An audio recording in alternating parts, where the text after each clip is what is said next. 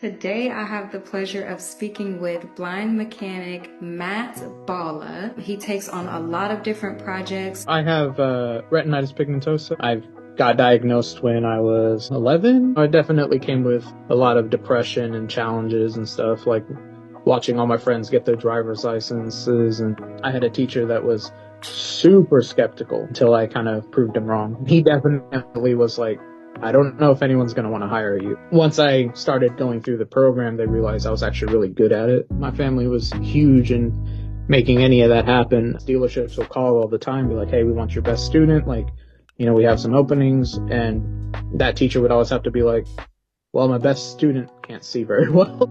This thing was a gaping hole without an engine in it, and now it drives around as a very rewarding thing. That car I actually flipped, so I had to find an engine, rebuild that engine, and then put that engine in that car. You can definitely get screwed over.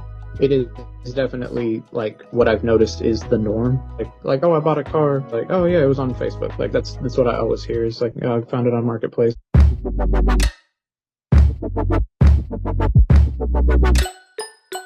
Welcome to this episode of Visionary Voices. Today, I have the pleasure of speaking with blind mechanic Matt Balla. I'm so excited to get into this. You are very, very passionate.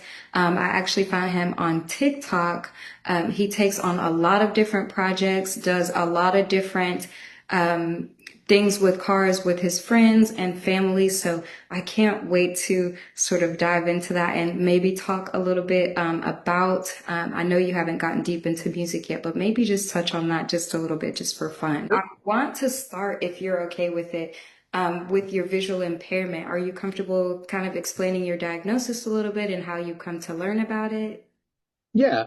So I have retinitis pigmentosa, RP, and I've got diagnosed when I was 11 maybe.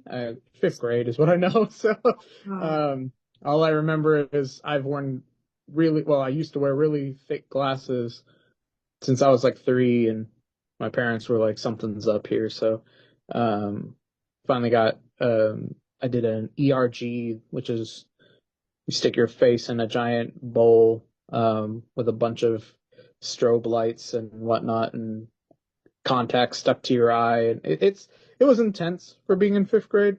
right. That's for sure. But an ERG is a electronic retinogram, and they test for RP. I don't know if that tests for anything else. But yeah, so I found out I had that, and then lived most of my life like that. When I was probably 20, somewhere around there, I went to a thing in Dallas, and they were kind of skeptical Mm. on my vision, so we did another ERG, and which came back as RP as well, and then we also did genetic testing on blood work, and that came back that I had the genetic mutation for sure. Wow. So it is a mutation. It's not like like a heritage thing you could get from your parents. It is X-linked, but it is a mutation. So technically, I guess my mom would carry it. She never got tested. Mhm. Um, but it is the X-linked mutation, so I do get it from my mom's side. But nobody in my family has any kind of vision problems like me. Do you have siblings? I have one sister. She doesn't have anything. I mean, she wears glasses, I think, to read, or no, yeah, she wears contacts, but just normal astigmatism, nothing crazy. Right. And so, okay, you found that out at 11. Did your Yeah. vision continue to regress after your diagnosis at all? Yeah, so it was actually pretty stable for a really long time. So 11, I was fifth grade, and then through middle school, I was still able to do like my paperwork, homework, things like that by Mhm. just looking at it really closely. Right. But then by high school, I required a CCTV Oh, setup. not one of those. I remember, like, I don't know if they had them when you were in high school, but they have like the modern version now. But back when I was in high school, they had like the big TV version. Do you remember that? Yeah, so So I'm 32. So I graduated in 2011. So yeah, then it was this giant Yeah. like block Yeah. monitor thing with a thing that slid and did with the camera underneath it. Oh my Um, goodness. So I got really bulky. good at like writing, while watching the screen versus Right. writing while looking at my hand. It's a skill for sure. Oh yeah, 100%. I had a friend that she started developing an eye condition and she was in there trying to use that machine as well and she's like, "How do you do this?" But yeah, so I had to use that in high school Mhm. and then 2019, so I graduated 2011 Mhm. through high school all the way to like 2019 was pretty stable. And then 2019, I developed cataracts, which is a side effect of it, I guess, is what they told me. Mhm. Um, I'm the only person I've ever heard of to, at least, that I've known, seen on TikTok, anything Mhm. that got cataracts through RP. Mhm. Um, but so I had to have cataract surgery, and so I primarily use my right eye to do things like use my phone and all that. And the way they do the surgery is they do one eye and then 2 weeks later they do the next eye. Okay. Um, they started with my right eye, so I struggled to use my left eye on things Mhm. just because it was abnormal to me. And then once I did my left eye, I was like, I'm just going to use my right eye. And I don't think I ever strengthened my left eye. So immediately after surgery, my left eye just went downhill as far as like what I could see, detail, things like that. It was almost instant after that surgery and it never came back from that. Wow. Right eye got a little clearer. Mhm. So I don't wear glasses because they kind of match uh, your, not your prescription, but it's the way I understood it was the cataract surgery doing your lenses is kind of like a more in-depth version of LASIK. Mhm. They just match your new lenses that they put in. They Oh, to the focus that person. to your cornea. So, Got you. um, so they put that little machine to my face, and I see a little tree, and they say you have 20/10 vision, and I'm like, no, but you don't need glasses. But my retina doesn't pick it up.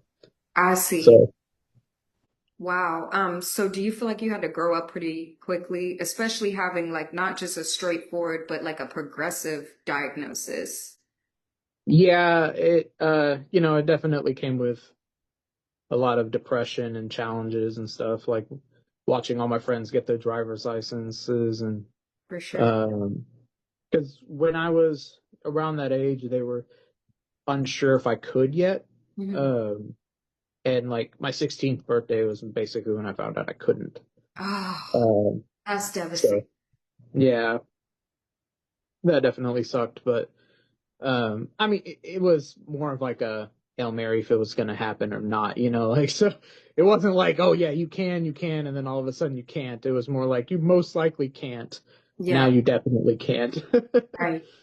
And what would you say gave you like a passion for car mechanics? And when did you start to realize that was something you really wanted to take a little bit more seriously?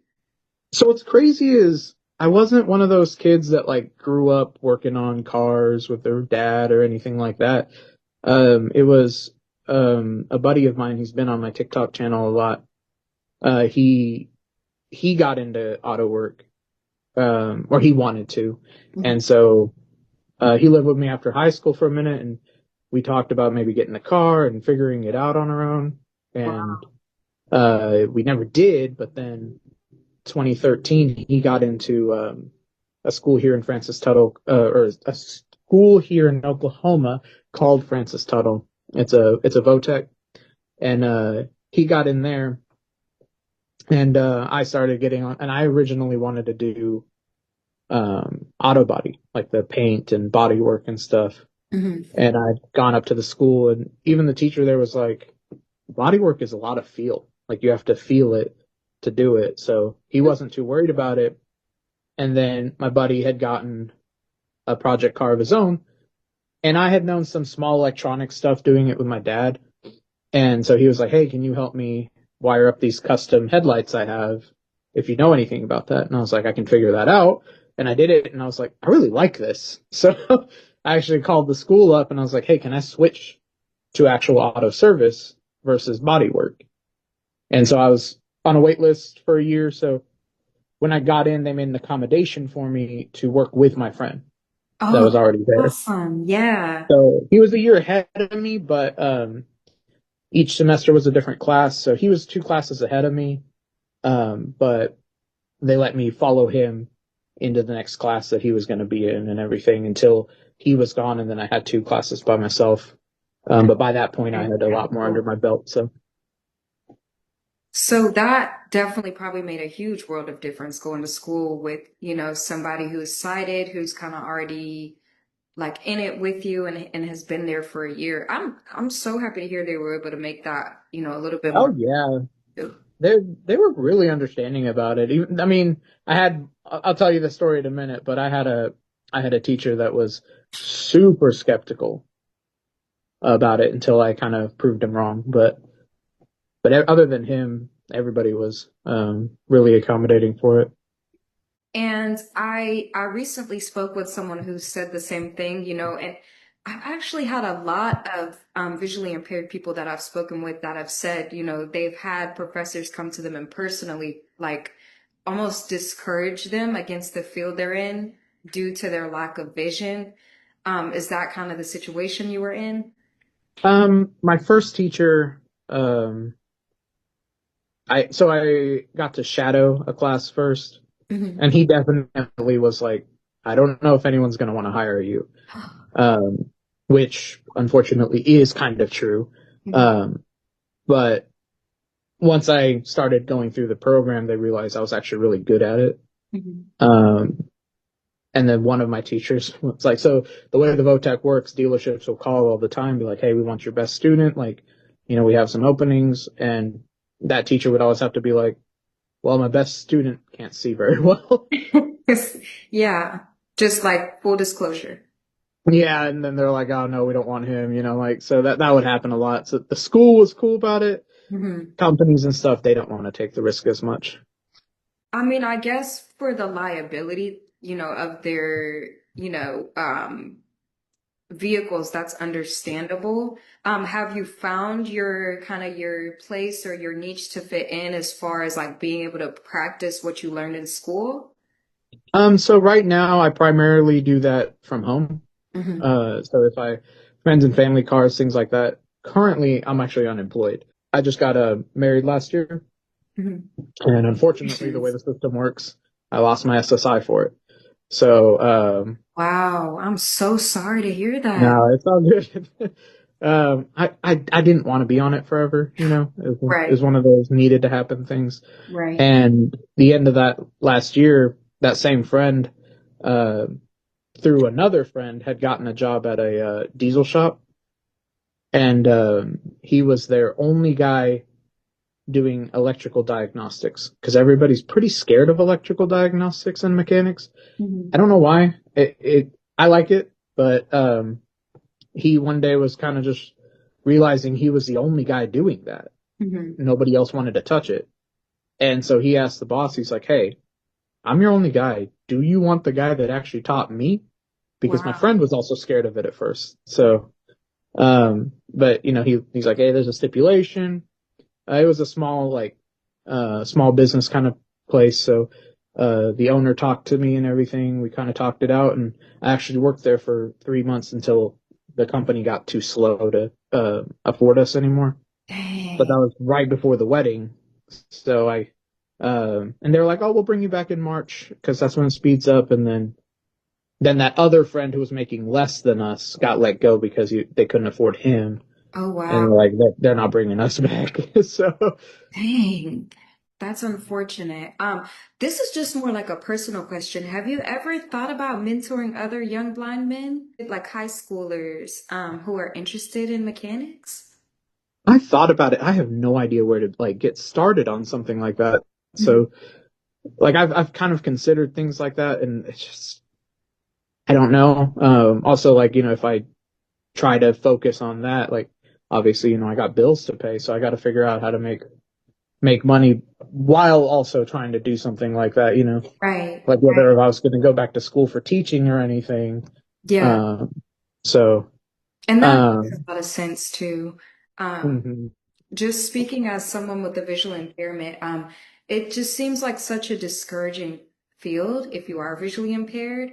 Um, it would be so cool to see you contract with some of these blind schools. I went to a blind school when I was younger, and to give, young children a kind of a baseline idea of what to expect if that's something that, they want to get into and do under the table or do just as a side hustle.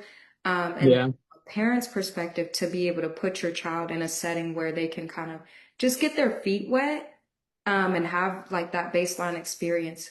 If you could figure out how to, turn that into an income, that would be such a a beautiful, um, sort of a beautiful way to still do what you love. Um, but I'm watching you do these projects, and I saw the video of you putting. Nah, I'm so sorry. I'm very illiterate with this, so you'll have to forgive me. no, you're fine.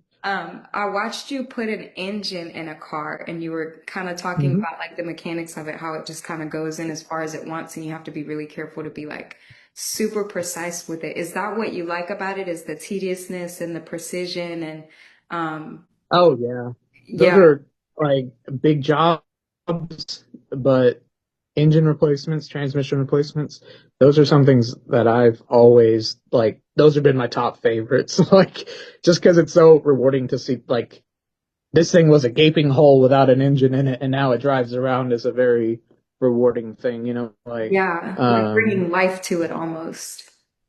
yeah, that car I actually flipped. I had gotten from somebody that ran it dry with no oil, and so I had to find an engine, rebuild that engine, and then put that engine in that car. Wow. Do you flip cars often? No, I've done two. The first one was before I started TikTok, and then that was the second one. Um, and it's just that one cost a lot Mhm. versus what I made off of it. Right. It was also a very slow process. Um, so I'm a little wary to do it again. Yeah, Uh, that makes just it is a gamble. So right. Yeah, you never know what kind of profit you're going to make off of it, especially in this kind of a market. Um, mhm. so a That lot, one was on Marketplace for sale for a while too. That was another issue. yeah, Facebook Marketplace is so strange because, if you're going to buy a car outright, I would almost say it's a decent place to go, but it's like you said, it's a gamble.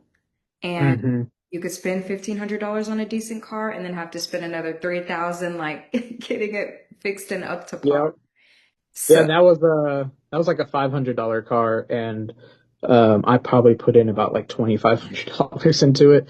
mhm. Um, no, about 2,000. So, and then I ended up selling it for just like a little over three. So, like, I made like 500-600 bucks off of it. Yeah, But it that's was not, here for like 2.5 years. So, wow. Yeah, I see what you mean yeah. for a short profit. And um is marketplace like is that more, do you think like where people from your experience, if you have any, like do you think is that where more people are going to start buying their cars and things like that? Is it a reliable way to get a car? I mean, reliable, yes and no, because you can definitely get screwed over. Hmm. But it is definitely like what I've noticed is the norm of where Right. people get cars. Like oh, I bought a car. And it's like, oh yeah, it was on Facebook. Like that's what I always hear. Is like, oh, I found it on Marketplace, or I don't like Craigslist really isn't all that common anymore. No. Private sale, like seeing it in the parking lot, I haven't seen in a long time. Things like that. So I think that is the future. That's a good way of putting it, that it's the norm. Our generation is really bad, like wary about having to like have payments on things. So, um, Yeah. So I probably. had a project car when I first started. I got a little project car for me to fix up and other people drive me around in. Mhm. Uh, and that one I got off Craigslist. So like Craigslist was popular then. Like I was like 2014, Mhm. and now it's all on Facebook. Yeah, it's I don't remember the last time I was on Craigslist. I guess Right. Craigslist is the new Craigslist. Um, and then I don't know anybody who's like making payments on cars. No one my age anyway who's making. My car that I have now, that my husband drives is a Buick LaCrosse. And we bought that out of a parking lot. And oh my gosh, we've had to do so much work on it. It's crazy, but we don't know Hmm. what we're doing. So that's a different topic in and of itself. But I want to speak on something. So a lot of the visually impaired professional that I've spoken with so far have said all like had something in common that's really struck my attention. And so a lot of them have had to go to school for their profession, which is kind of hard in and of itself, of course, because school is not like you have to accommodate. School is not necessarily Hmm. made for, blind people specifically. And they've just made it very clear that their family played a huge, huge, huge role in their success in, their field that they're in. Can you talk about the role that your family played in getting you here where you are now? Yeah, you already hit the nail on the head. My family was huge in making any of that happen. Because even my friend that was going, he lived here and he was definitely let me get a car and fix it, and then it breaks down all the time kind of guy. So he wasn't always the reliable ride for us to get to school for working on cars. Gotcha. Um, so and also like he left a year before I was even done, and my mom she would. Ooh, my mom is built different, is how I say it, because she used to school was at 7 or 8, I can't remember. So she used to wake up, pick me up, occasionally also have to pick him up, take us all the way to school, which was 6 miles away, 6, 7 miles away. And then it made no sense for her to come home. The school was only 3 hours. Wow. So she would just stay there. There was a cafeteria on site, and she made a friend that was doing the same thing for her daughter, and they would just sit there and knit or crochet, I guess. But she would just sit there and do that until I was out, and then we would go to my dad's sandwich shop that he had at the time. Mhm. She would help him out for. We would both help him out for the lunch rush from like 11:30 to 1:30, and then she would take me home and then go to her 9 to 5 job at 2 at Walmart and get off at 11 and then repeat the next day while also cooking for my dad because she's like she cooks and cleans at the house like my dad doesn't do much of that. So yeah, she's built different for sure. Well, 100%. That's real devotion. That's Hmm. beautiful. Yeah, what I'm kind of getting a consensus of is that that family support is really like it's everything. Um, Hmm. for sure. How did your parents sort of raise you? Like once you got your diagnosis and you were growing up and sort of adjusting and adapting to that, do you feel like they pushed you? How did they help you sort of adapt to the world around you with that new diagnosis?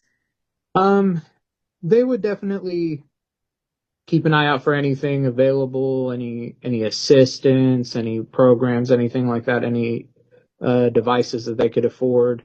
Mhm. Um, but I could definitely tell there was a difference between like how they kind of babied me versus how they treated my older sister and pushed her to do more and everything. Yeah. Um, I got away with a lot more. So I was the baby, I was, all that, and then I also had the eye condition. So I felt like I got away with a lot more. My sisters felt like I got a lot away with a lot more. But it's how it goes. But they were definitely supportive. Um, you know, my there's my dad is the type of person that he hates if you're struggling. Anybody struggling, he doesn't like seeing it. He doesn't like. He's like, what can I do? Yeah. Like, so he'll throw out something, even if it doesn't make sense. He'll throw it out. Like, we had a large TV in the living room, and it was an old one, and it had like a little tube bulb thingy, and it went out. And my dad always had it fixed, and he went to have it fixed, and he's like, you know what? I think it's time for a new one. So we went and we picked out like a 50-inch flat screen. Um, this was around like my graduation time, and um, me and my brother-in-law went to go pick it up, and I was like, "Hey, what do you want me to do with your old TV? Like, we're about to set this one up." And he's like, and he hits me with, "No, I fixed the bulb. I got the bulb replaced for that TV. The new one's going in your room." Because Oh, he didn't like me watching a little box TV standing up right next to it. So, yeah. That was so um, thoughtful. yeah, he hated it. He's like, you have to like, because I would like stand in front of a dresser to watch my TV. So, Wow. um, he hated watching me just stand there watch TV instead of like being able to sit down or anything. Oh man. Um, Very empathetic and like action based. That's awesome. yeah, I mean, he played it off like, oh, this is your graduation present, but I already knew how much he was talking about that whole situation with my little TV. So, That's awesome. Do you have any advice for others with visual impairments who might want to get into the field of mechanics? do it. So, on TikTok, I had someone message me, and it was definitely an interesting story because I definitely feel like life sometimes just foreshadows things a little bit. Um, and this was before that shop that hired me for electrical diagnostics. Um, and this guy on TikTok messaged me same question you just asked, and he's visually impaired and he wants to do this. What's crazy is his name's Matthew, and he was wanting to get into diesel repair. Mhm. I'm not a diesel mechanic. And I gave him the advice of like, yes, you should do it and everything. And we talked for a little while. And not even like a month later, I get that job kind of handed to me at a diesel shop. That electrical diagnostic is at a diesel shop. So Got you. it's this is kind of crazy to me how that worked out. And but yeah, he's hit me up and because he was worried about people kept telling him like, don't ruin your SSI.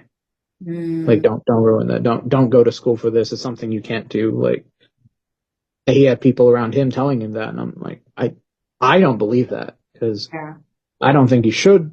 Like, yes, SSI can be very helpful, kind of, because it's not a much, but it can help. But I think you should definitely do what you can to get away from that.